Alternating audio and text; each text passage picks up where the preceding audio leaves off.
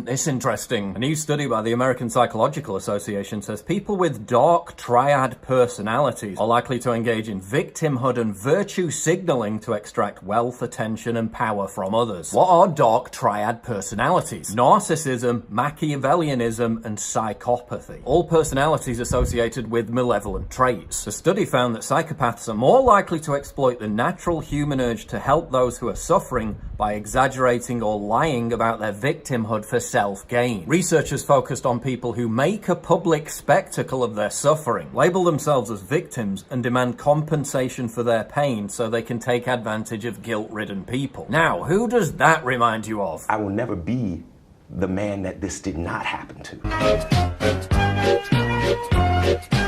NASCAR is trying to find out who carried out an abhorrent racist act. Officials found a noose in the garage of driver Bubba Wallace.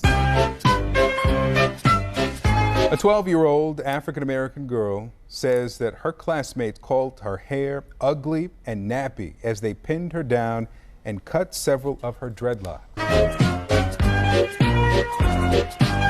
Sabrina Belcher, running for office as South Carolina's first black mayor, arrested for allegedly faking her own kidnapping and beating. I could go on for hours listing all the hate hoaxes over the last few years, where individuals have faked attacks on themselves so they can play the victim to extract sympathy, power, and resources from an increasingly gullible public. Wilfred Riley, Associate Professor of Political Science at Kentucky State University, wrote a book in which he documented no less than 409 confirmed hate hoaxes. A political scientist found that fewer in 1 in 3 of 346 hate crime allegations were genuine. The epidemic of hate crime hoaxes in recent years, in addition to the general hysteria surrounding racism and bigotry, suggests that social media platforms have facilitated the opportunity for psychopaths to politically and financially weaponize their malignant schemes. From the APA study, the downside of this proclivity is that it can also lead people to be easily persuaded that all victim signals are accurate signals, particularly when they perceive the alleged victim as being a good person. When this occurs, well-meaning people might allocate their material and social resources to those who are neither victims nor virtuous,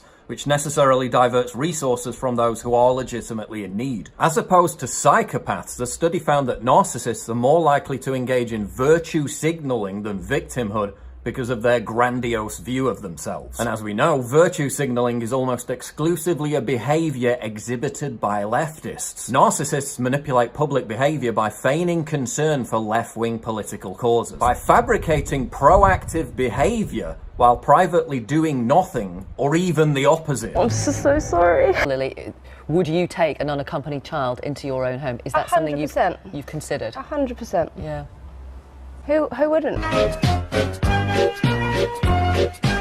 A 2018 study by the Journal of Environmental Psychology found that people who express the most alarm about climate change are less likely to be eco-friendly than global warming skeptics. A 2014 study by the Philanthropy Chronicle found that poorer conservatives in red states, who are obviously significantly less likely to virtue signal about charitable donations, are more generous than wealthy liberals in blue states. Charitable or virtuous acts are supposed to be humble gestures performed privately. In his Sermon on the Mount, Jesus Christ outlined this perfectly. Be careful not to practice your righteousness in front of others to be seen by them. If you do, you will have no reward from your Father in heaven. So when you give to the needy, do not announce it with trumpets, as the hypocrites do in the synagogues and on the streets, to be honored by others. Virtue signaling isn't virtuous. It takes no effort, self-sacrifice, or resources whatsoever. If people are effusively over the top in broadcasting about what such a good person they are,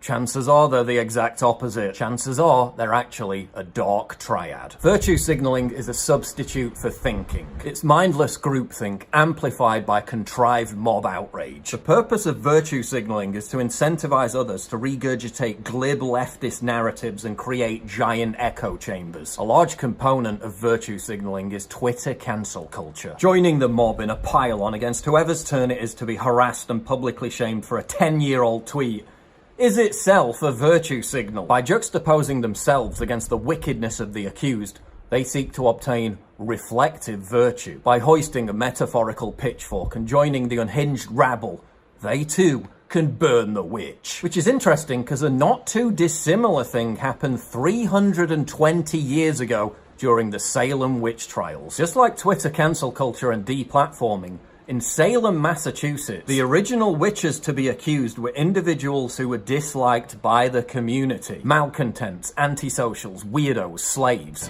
The first 3 women accused were in one form or another outcasts in the village. Since few would rush to their defense, it was far easier to portray their motives as malevolent and impugn their character. But then as the moral panic grew, the finger of blame increasingly began to be pointed at more upstanding members of the community. Martha Corey was a full-fledged, full covenant member of the Salem Village Church.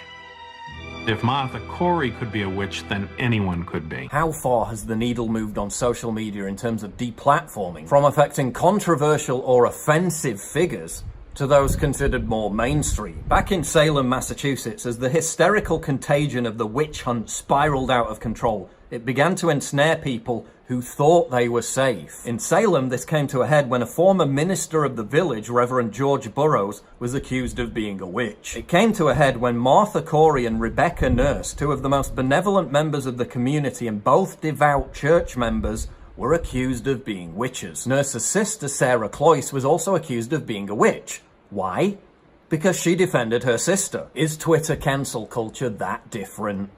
In a way, it's much worse. Not only will you become a target of the mob if you defend another target of the mob, but you can also become a target merely if you try to remain silent. Remember what they say, white silence is violence. But who was responsible for the Salem witch accusations? Who comprised the woke mob of the late 17th century? How did accusations alone become enough to confirm someone's guilt? The accusations in Salem were made by a group of young girls who had fits and claimed they were being physically attacked by spectral figures. Unknown at the time, the girls were simply exhibiting all the classic signs of clinical hysteria. But when they repeated this theatrical display of thrashing around in the courtroom and then pointed out who was to blame, the girls were believed. Hashtag believe women. When the girls were told to face one of the accused, Sarah Good, who was standing a considerable distance away, they immediately fell into fits and acted out being tortured. She's Goody Corey's spectre! Her spectre is loose. Stop tormenting them! You are now in the hands of authority. Tell me now why you hurt these persons. I do not. Hold on.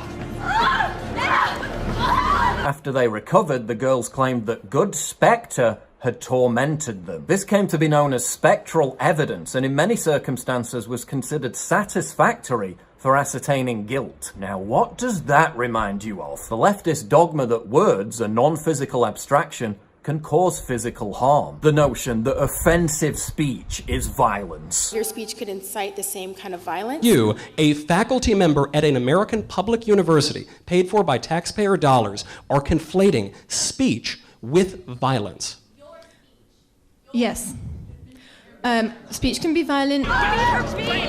So the Salem witch accusers engaged in 6 different types of behavior that are mirrored by virtue signaling Twitter cancel mobs today. 1. Feigning victimhood via over-the-top theatrical displays of fabricated suffering. 2. Claiming a non-physical abstract, word, speech, or someone defending themselves is itself a form of physical harassment and violence. 3. Establishing that accusation alone is enough to confirm guilt. 4. The expectation of an immediate apology and recantation even if the accused has done nothing wrong. 5. Discouraging others from defending the accused by making it clear this would incite the mob to target them next. And 6. Mindless persecution fueled by contrived moral panic and mass hysteria. Just like putting the accused in the stocks 300 years ago, social media cancel culture is a form of public shaming. Social media cancel culture is a form of virtue signaling, and the Salem witch trials were the original cancel culture. In the era of Me Too, we've also seen how false accusations driven by moral panic can ensnare totally innocent people. But we've also observed how some of the biggest virtue signalers for Me Too turned out to be actual rapists and sexual abusers. Self-righteousness is always a marker for secret creepiness. The people yelling the loudest are usually hiding the most. If someone's Twitter feed is almost entirely retweets for woke causes, watch out. If someone's primary motivation is them self-aggrandizing their own righteousness in order to prove that they're a better person than you, watch out. Am I saying that I'm better than you? I guess I'm going a little further than you are. Yeah, I'm fucking better than you, okay? Much better than you. If someone's entire social media output is one long, painful virtue signal, you may be encountering a personality beholden to the dark triad. You may be encountering a narcissistic, Machiavellian psychopath.